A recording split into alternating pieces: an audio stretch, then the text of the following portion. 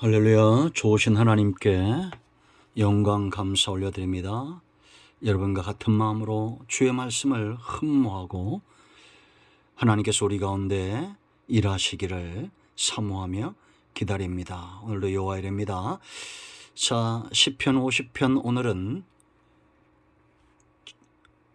7절 말씀부터 15절 말씀까지를 묵상합니다. 기도하겠습니다. 영광과 감사와 찬송을 우리 하나님께만 올려드립니다. 온전히 하나님만 예배하며 섬기며 사랑합니다. 주의 보혈을 의지하여 싸우니 우리의 모든 죄와 허물을 사하시고 주의 이름을 의지하여 간구하오니 하나님이 기뻐하는 예배자로 우리의 삶이 회복되게 하옵소서. 어느 것에 있든지 하나님을 중심에 모신 자로 성전된 삶으로 산 제사를 드리는 예배자로 살기를 원합니다. 오늘도 종을 낮추시고 겸손하게 하시고 오직 말씀의 도구만 되게 하옵소서. 예수님의 이름으로 사모하며 기도합니다. 아멘. 7절 말씀 봅니다. 내 백성아 들을지어다. 내가 말하리라. 이스라엘아 내가 네게 증언하리라. 나는 하나님 곧 네 하나님이로다. 나는 네 재물 때문에 너를 책망하지 아니하리니 네 번제가 항상 내 앞에 있음이로다.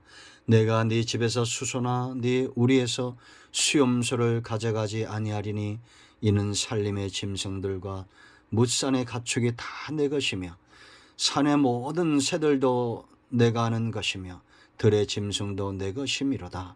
내가 가령 주려도 네게 이르지 아니할 것은 세계와 거기에 충만한 것이 내 것이미로다.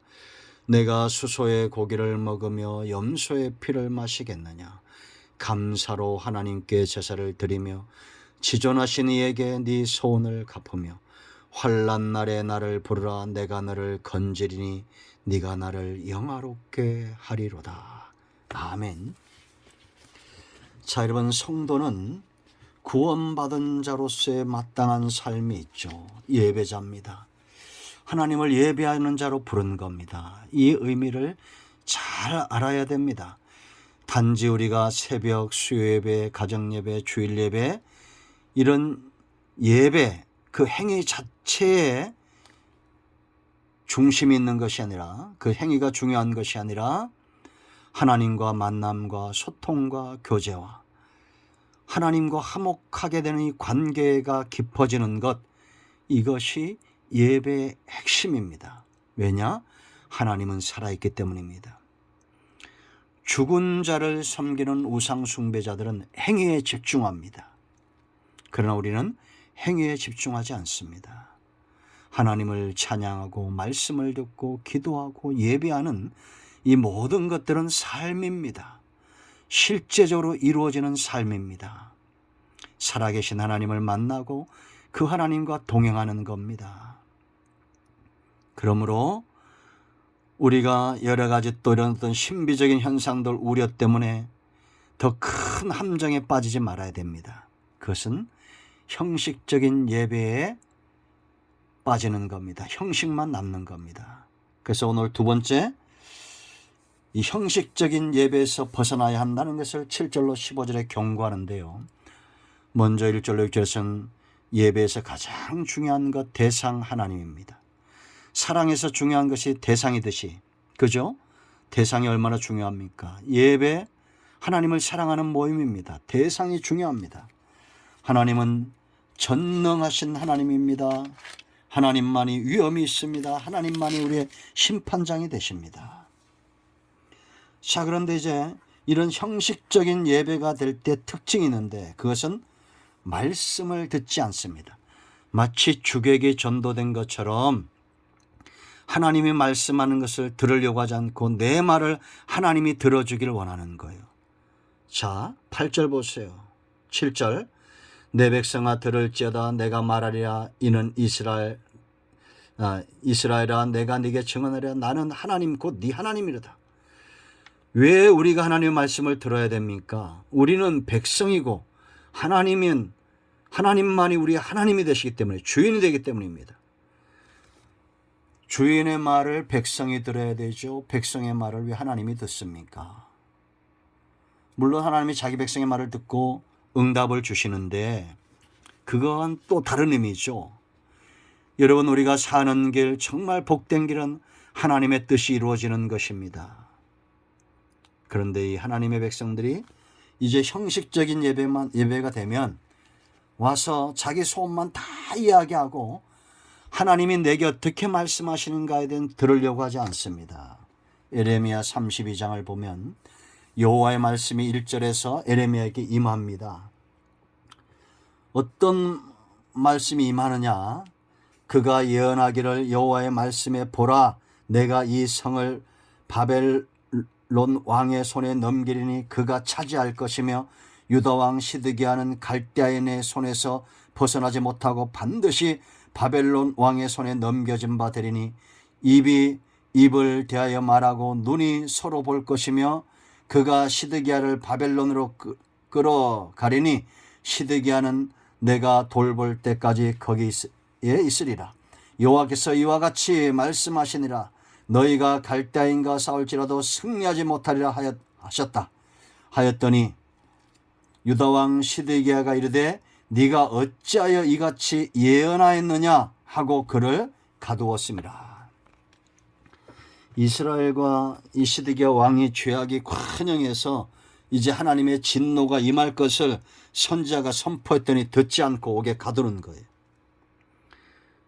여러분, 지금도 이런 일들은 일어나고 있습니다. 예배가 형식적이 되면 이제는 내 뜻대로 내 소원대로 되지 않으면 하나님도 교회도 주의 종들도 신앙도 멸시합니다. 들으려 하지 않습니다. 여러분들이 볼 때 이 나라가 지금 하나님의 진노에 가깝습니까? 하나님의 복에 가깝습니까? 또 진단합니다. 우리의 삶이 하나님의 진노에 가까울까요? 복에 가까울까요? 항상 생각하셔야 됩니다. 그리고 하나님의 말씀을 듣고자 해야 됩니다. 내 말에는 주여 말씀하옵소서 내가 듣겠나이다. 사무엘처럼 그렇게 하나님 앞에 나아가야 됩니다. 새벽에 나올 때도 주의 음성 듣기를 원해야 되고 수예배, 가정예배, 모든 예배에 하나님의 음성 듣기를 사모해야 됩니다. 하나님의 뜻 알기를 사모해야 됩니다. 두 번째, 이제는 행위에만 집중합니다. 하나님이 없는 행위. 여러분, 구약시대 이 사람들의 행위가 하나님 앞에 제물을 갖다 바치고 향을 피우고 형식만 남는 거죠. 우리나라도 여러분 예배가 형식만 있으면 안 됩니다. 묵도하고 교동문하고 사도행전하고 또 뭐하고 이런 행위들, 그런 행위가 왜 생겨났을 것 같습니까? 왜 주일날 이렇게 11시 예배에 못 박아놨을까요? 여러분, 카톨릭 같은 데 보세요. 행위가 굉장히 집중되어 있죠. 그러나 행위가 중요한 게 아니에요. 자, 8절 보세요, 여러분. 8절이 13절까지 핵심 구절입니다. 8절 말씀 보면 나는 네 재물 때문에 너를 책망하지 아니하리니 네 번제가 항상 내 앞에 있음이라. 하나님이 지금 이들을 쉬운 말로 비꼬는 겁니다. 너희가 항상 나 앞에 번제 드리는데 이 사람들이 어떤 의미를 가지고 이렇게 하나님 앞에 번제를 드렸느냐? 첫째는 하나님이 자기 재산들을 가져간다고 이걸 범패스러운 것으로 생각했어요.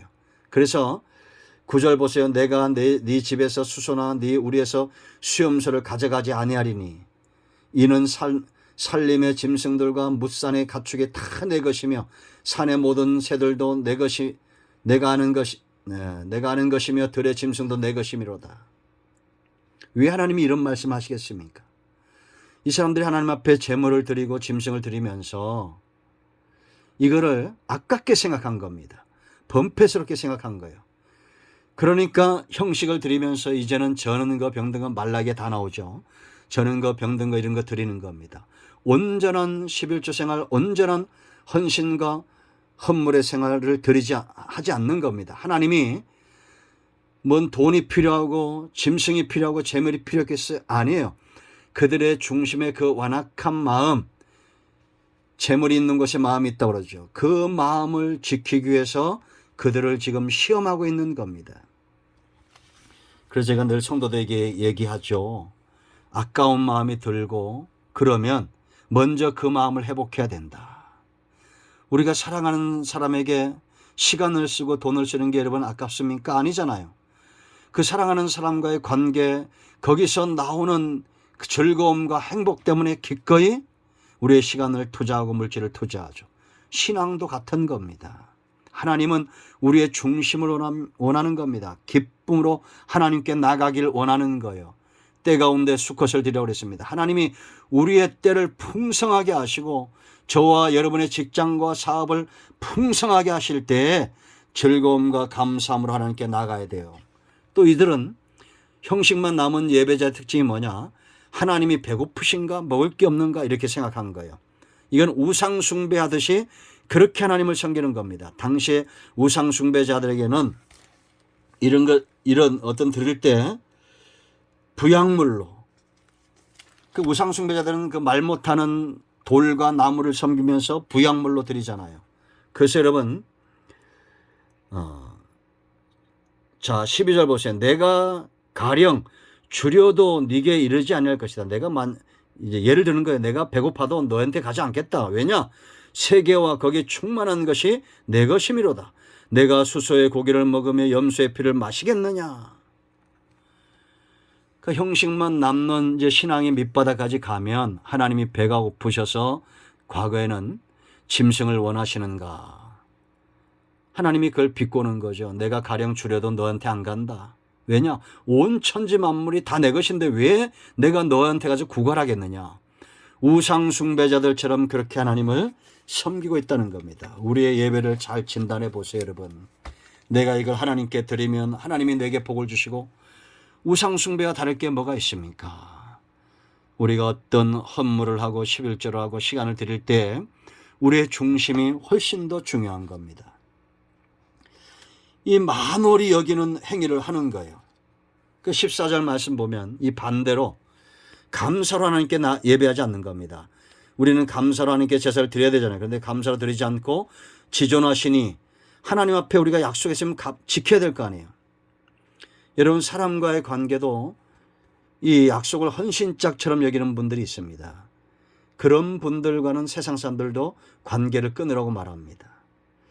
이 굉장히 이기적이죠. 자기만 생각하는 사람들이 많습니다. 그러면 안 됩니다. 우리가 하나님 앞에 감사와 중심으로 나아가고 내가 하나님 앞에 약속했으면 그 소원을 갚으려고 하고 그래야 된다. 그럴 때 환난 날에 나를 부르라 내가 너를 건지니 네가 나를 영화롭게 할 것이다. 여러분 환난이라는 것은 하나님이 개입하지 않으면 해결이 없습니다. 그럴 때 어떤 자의 기도에 응답하시고 하나님이 그들을 응답할 뿐만 아니라 건질 뿐만 아니라 영화롭게 하신다. 온전히 회복시킨다는 거죠. 감사한 마음으로 하나님 앞에 약속했으면 반드시 지키는 그런 중심으로 사는 자의 예배를 받으신다. 이제 여러분 우리의 예배가 우상 숭배자처럼 되어지지 않았는지 진단해야 됩니다. 하나님의 말씀을 듣기 위하여 순종하는지 나는 아니면 내 말이 응답되지 않을 때 나는 어떻게 하고 있는지 행위에만 집중하고 있는 건 아닌지 하나님 앞에 예배하는 것이 번패스럽고 하나님께 드리는 것이 아깝고 우상 숭배자와 똑같은 삶을 살고 있지 않는지 정말 나는 감사로 하나님을 예배하고 하나님 앞에 서운한 것들을 갚고자 하는 그런 순전함이 있는지 우리의 예배를 진단할 때입니다. 기도하겠습니다. 예수님의 이름을 의지하기도합니다. 이 말씀대로 되게 하여 주시옵소서. 우리 가운데 마음이 상한 자 병든 자 치유하시고 회복시켜 주시고 하나님이 기뻐하는 예배자로 그 삶이 우리의 행위가 회복되기를 원합니다. 예수님의 이름으로 사모하며 축복하며 취하며 기도합니다. 아멘. 할렐루야. 오늘도 응답이 우리 가운데 임하였습니다. 예수 그리스도의 이름은 능력이 있습니다. 아멘.